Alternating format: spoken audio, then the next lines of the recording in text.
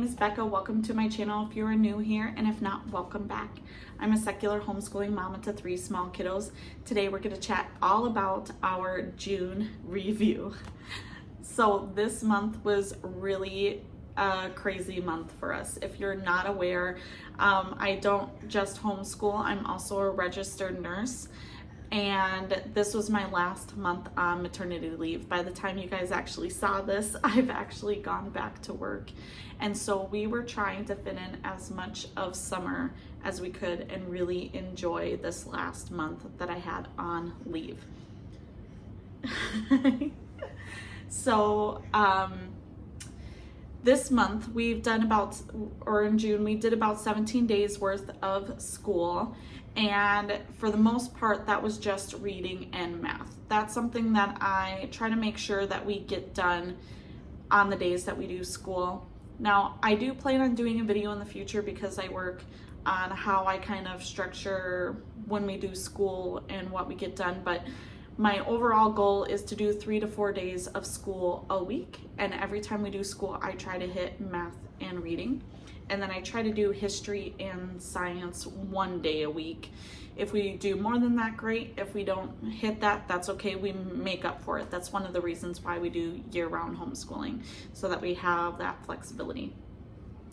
So because we were trying to do a lot with school and stuff before, we did school in the morning, and that worked best for us, especially during the winter. It works really well for us to do school in the morning because it's so cold and miserable here in Minnesota, and we don't want to go outside or go anywhere, or maybe we can't go outside because they haven't plowed the roads or whatever. I also found that my son's attention span was better for us to do school in the morning, and then he felt like we could do whatever he wanted for the rest of the day. We've kind of switched that up this month. Because we wanted to do stuff with our friends and go to the beach and stuff, that all took place in the morning, so that way it was the cooler part of the day. We would leave around 10 a.m. and we'd get back around 2 for quiet time, and we weren't able to get school in before that, or it was just too rushed and stuff to be able to complete that beforehand. And so, well, then we were realizing that we were doing a lot of that stuff and not getting school done, and we were doing school in the afternoon. So I sat down with my son and asked him if he preferred to do school in the afternoon or if he preferred to do that in the morning. And he said he liked doing it in the afternoon right now because he felt like he could do kind of whatever he wanted until school. And then he knows that after quiet time, that's when we get our school done. So we did switch that, and that has been working pretty well for us so far.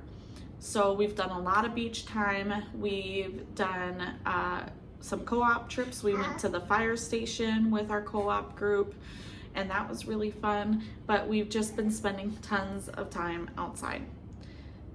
When it comes to the actual academic part, so we are still going with the good and the beautiful for math. We are almost done with that. We're on lesson, I believe, like 102. So we're right at the tail end.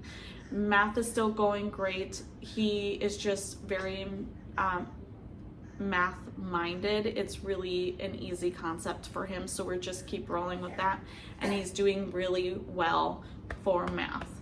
When it comes to reading, if you are new here, reading has been a little bit more difficult, right? For us for this journey. We are doing all about reading, which has drastically helped. But we have hit some bumps where some of the lessons were taking longer to complete. So if you're not familiar with all about reading, you go at your own pace.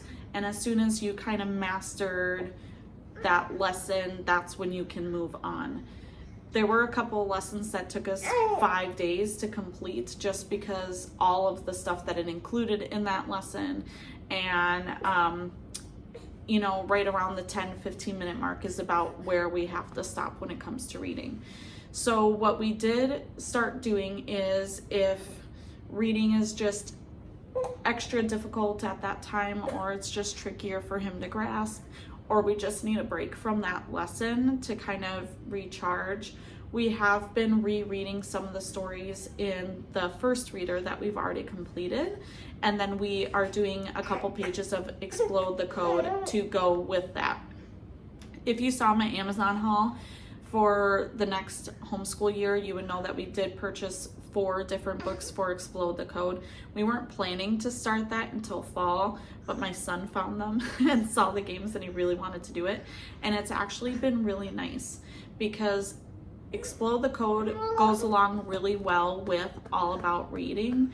And because we did not start it right away, it is all review. And it's been really helpful to build his confidence rereading some of those stories in the readers and doing the Explode the Code, that I've noticed he's not as discouraged when we get to the actual reading, because he realizes how much he's already learned and grown when it comes to learning to read. So that has been really great for us. When it comes to our science, we did anatomy with the Little School of Smiths. I'm gonna have a video coming out for you guys here shortly on that, so you could check out my channel for that in the future. But we did complete that, and that was a lot of fun. There was a lot of hands-on activities and stuff that my son really enjoyed with that. And we did some extra things when it came to it, like we got some Bill Nye, the Science Guy videos from our local library, and we watched those to kind of review the concepts and stuff that we learned throughout the year. And it was really fun for him. He really enjoyed that. And since we are done with that for science, we're just taking a break for science until September 1st when we do our level up day, as we call it.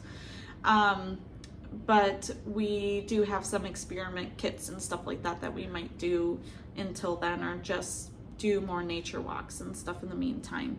But that is it for science for kindergarten.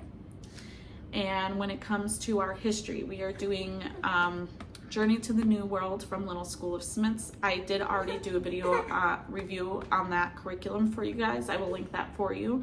But we are currently on Jamestown.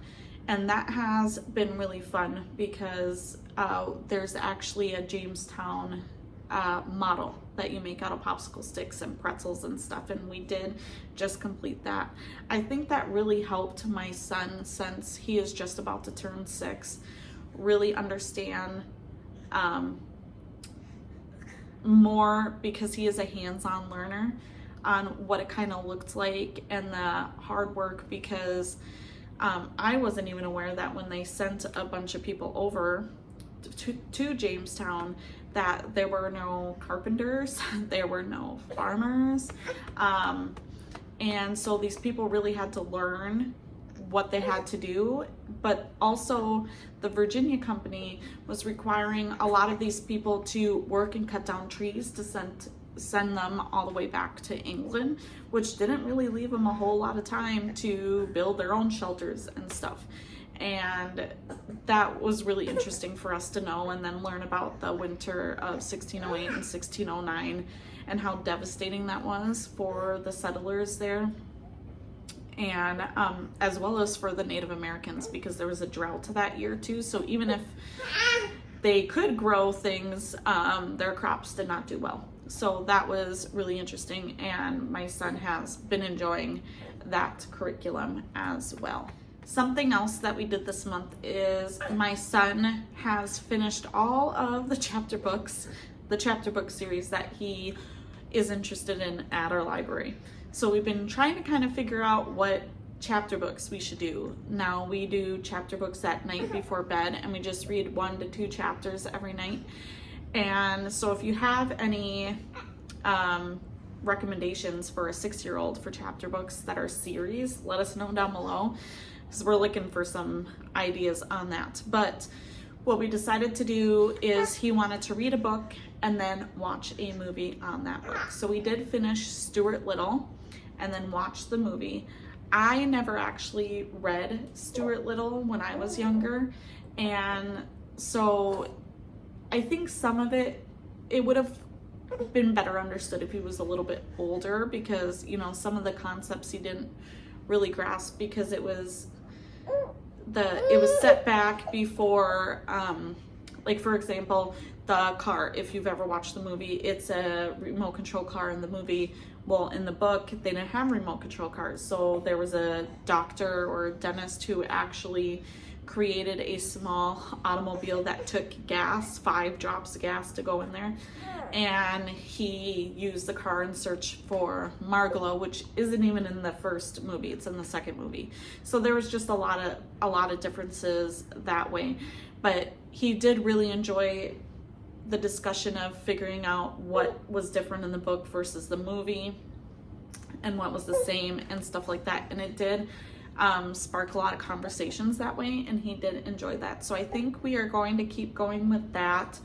We did start Charlotte's Web, and he is enjoying that so far. That's a little more at his level, so we will continue that into July, reading Charlotte's Web and then watching the movie, and yeah, he's really enjoying that as well. So that is our month of June. It went by so fast. I feel like this summer is just flying by, and before I know it, he's gonna be 6 and we're gonna be leveling up everything into 1st grade, which is gonna be really, really fun. So if you like this video, please give it a thumbs up. Leave a comment down below. Please give me some ideas on chapter book series for my son. Maybe I'll do a video on some of the chapter books that he's really liking, so that you guys get some ideas too. But please leave me some comments down below. Let me know what your kiddos are reading, and hit the subscribe button. I make 2 videos like this every week on homeschool related content, and I will catch you guys next time. Bye.